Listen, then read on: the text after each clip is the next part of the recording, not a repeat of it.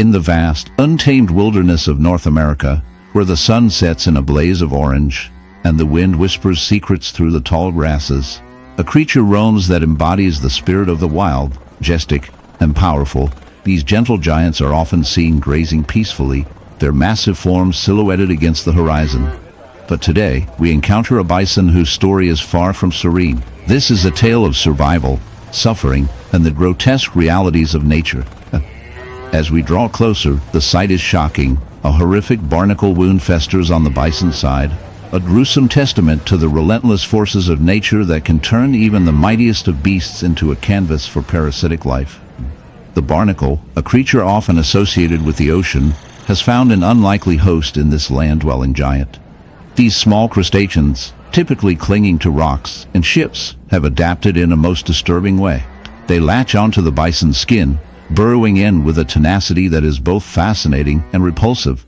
The bison, unaware of the impending invasion, goes about its daily life, grazing and roaming, while beneath its thick hide, a colony of barnacles begins to thrive. The initial attachment is innocuous enough, but as time passes, the barnacles grow, their hard shells digging deeper into the flesh, causing pain and infection. The wound becomes a grotesque spectacle, a gaping maw of raw tissue and barnacle shells, a vivid reminder of the harsh realities of life in the wild. As we delve deeper into the biology of this infestation, we uncover the barnacle's life cycle. These creatures begin as free-swimming larvae, drifting through the water until they find a suitable surface to cling to.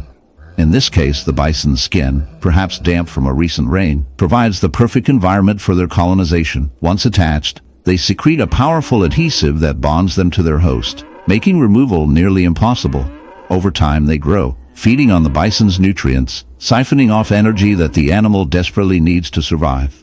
The bison, once a symbol of strength, now bears the weight of this parasitic burden, a living testament to the brutal dance of life and death that plays out in nature. The wound itself is a breeding ground for bacteria, a festering site of infection that can lead to severe health complications for the bison. Flies are drawn to the open sore, laying eggs that hatch into maggots, further compounding the bison's suffering. It is a dark and twisted cycle, one that highlights the fragility of life in the wild. The bison, despite its size and strength, is not invulnerable. It is at the mercy of the very ecosystem it inhabits. This infestation serves as a stark reminder of the interconnectedness of all living things. In the heart of the African savanna, where the sun blazes down and the air is thick with the scent of dry earth, a chilling tale unfolds. Picture a majestic leopard, its sleek coat a tapestry of golden spots, prowling through the underbrush. But this is no ordinary day for our feline friend. As it moves, a grotesque sight emerges, a horrific wound, a gaping hole in its side, oozing with a dark, viscous fluid. This is not merely an injury. It is the aftermath of a beehive infestation, a gruesome testament to nature's brutal reality. The leopard, once the epitome of grace and power, now bears the scars of a battle with an enemy so small, yet so devastating. The wound, a festering cavity, is a breeding ground for infection, attracting flies and other scavengers. But the true horror lies within. As the camera zooms in, we see the remnants of bees, tiny, once buzzing creatures that have turned this proud predator into a living host. The bees, drawn to the warmth of the leopard's body, have burrowed into the flesh, creating a hive of their own. This grotesque symbiosis is a stark reminder of the fragility of life, where the line between predator and prey blurs in the most unexpected ways. Bees, often celebrated for their role in pollination and honey production, take on a sinister role in this narrative. The infestation begins innocently enough. A few curious bees, lured by the scent of the leopard's sweat, find their way to the wound. But what starts as a minor annoyance quickly escalates into a full-blown invasion. The bees, sensing a perfect environment for their colony, swarm in numbers, laying eggs and establishing a hive within the leopard's flesh. The once proud creature, now a host to these tiny invaders, suffers immensely. The pain is palpable, a constant reminder of the invasion that has taken over its body. As the bees multiply, they create a cacophony of buzzing that fills the air, a haunting soundtrack to the leopard's suffering.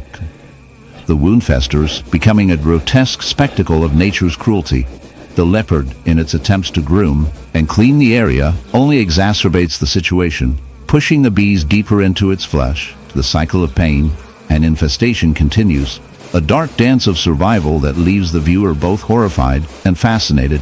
In the world of nature, such infestations are not uncommon. Parasites and hosts have coexisted for eons, each playing their role in the grand tapestry of life. Yet this particular scenario raises unsettling questions about the balance of ecosystems. The leopard, a top predator, is now reduced to a mere vessel for the bees, a victim of circumstance in a world where survival often comes at a steep price. As we delve deeper into the science of bee infestations, we uncover the mechanisms at play. Bees are not just mindless creatures. They are driven by instinct, seeking out warmth and shelter. In this case, the leopard's wound provides an ideal environment for the bees to thrive. The larvae feed on the surrounding tissue, growing and developing in a grotesque symbiosis that ultimately leads to the leopard's demise. The bees, oblivious to the suffering they cause, continue their life cycle, a stark reminder of nature's indifference. But what does this mean for us, the observers of this dark tale? It forces us to confront our own role in the natural world. Humans, with our penchant for destruction and habitat encroachment, have disrupted the delicate balance of ecosystems. As we pave over landscapes and push wildlife into smaller territories, we create conditions ripe for such infestations. The leopard's plight is a reflection of our own actions, a dark mirror held up to our society. In the end, as we watch the leopard struggle against its fate, we are left with a sense of unease. The bees, in their quest for survival, have turned a once mighty predator into a grotesque spectacle of suffering. It is a reminder that, in the grand scheme of life, we are all interconnected, bound by the threads of existence. The leopard's story is not just one of pain. It is a cautionary tale about the consequences of our actions, a dark twist in the narrative of life on Earth. And as we ponder this unsettling reality, one can't help but chuckle at the irony. Here we have a creature, the embodiment of strength and agility, brought low by a swarm of tiny insects. It seems that sometimes the smallest of foes can bring down the mightiest of beasts. Perhaps the moral of the story is that in nature, as in life, we should never underestimate the power of the little things, especially when they come with a sting. In the shadowy heights of the Himalayas, where the air is thin and the landscape is harsh, a snow leopard prowls silently, a ghostly figure against the rugged terrain. But this majestic creature, often celebrated for its beauty and strength, carries with it a dark secret, an affliction that would make even the bravest heart shudder. A parasitic flower, grotesque and unyielding, has taken root in the flesh of this once proud predator. It burrows deep, feeding off the very essence of life, leaving behind a festering wound that oozes with a sinister blend of blood and sap. The flower, known as Rafflesia, is infamous for its foul odor and grotesque appearance, resembling a corpse more than a bloom.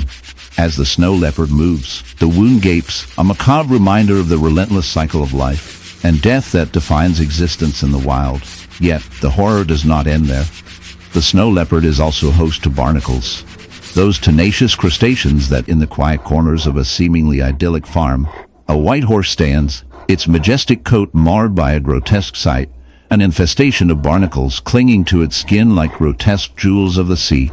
This image, shocking and surreal, invites us to delve into a world where nature's beauty intertwines with its darker, more sinister aspects. As the camera draws closer, the barnacle wounds reveal themselves, gaping and swollen, a testament to the relentless grip of these marine parasites. Each barnacle, a tiny fortress, has established itself on the horse as if it were a forgotten shipwreck, a chilling reminder of the battle between life and decay. Barnacles, those seemingly innocuous creatures, are crustaceans that typically attach themselves to hard surfaces in marine environments. However, in this case, they have found an